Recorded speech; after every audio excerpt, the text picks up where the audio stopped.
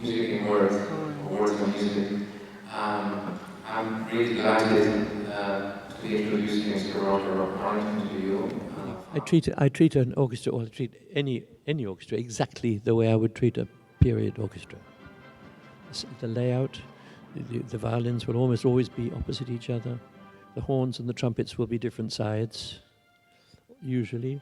The standard layout for me is that the first violin, then the cello next to them, not on one side.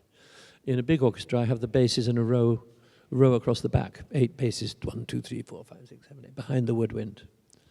That was very, very standard in Vienna and in Berlin. Why is that? What is the rationale for that layout? I don't know what the rationale was, but all the composers wrote for it. That's the point. The rationale for the violins opposite is that they talk to each other. There's a dialogue. There's also a dialogue between the horns and the trumpets very often, in Mozart symphonies as well as in Tchaikovsky ones. The big central bass sound seems to have been very important. What's interesting to me is that the composers knew that's how orchestras stood and sat, and so they wrote for them. They didn't. So often you hear a dialogue between the violins, and if they're sitting side by side, it's completely lost. I mean, in the Ninth Symphony brings to mind during the first movement. But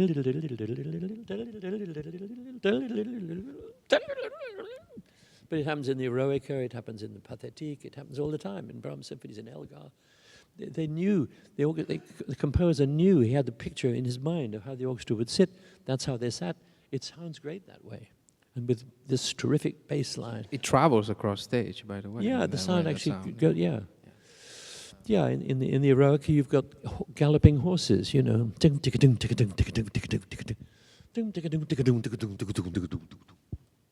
It's terrific stuff. It's meant to be exciting. It's meant to be abstract music. It's meant to be lively and tell a story.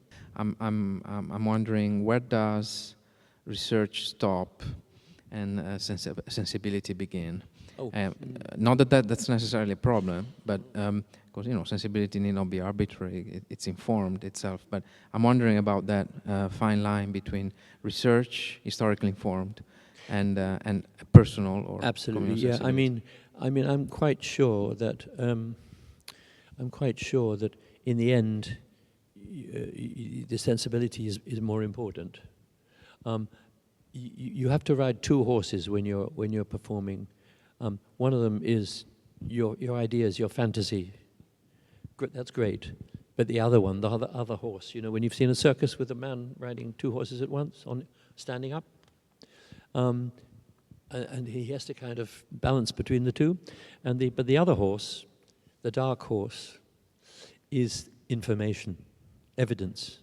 What's the evidence for how they played? What's the evidence for the speed of a movement? In Beethoven, it's easy. You have the metronome marks. They are part of the score. They're not advice from the associated board. You have to do them. But the sensibility in the end, of course, you must convince. You must convince yourself. Schoenberg said a wonderful thing about tempo. He was talking about the Ninth Symphony in his essay of 1928, the slow movement, so-called slow movement. He said, why do people take it at half speed? They usually take it around 30, and Beethoven wrote 60. And he said, surely it's obvious that Beethoven wanted it at 60. And he said it made this wonderful remark, which is a kind of my strap line for my career, really. He said, if we don't understand why Beethoven wanted it at 60, we don't know the music yet. We have to get to know the music well enough to make it work. Roger, thank you very much for sharing all of this with us today.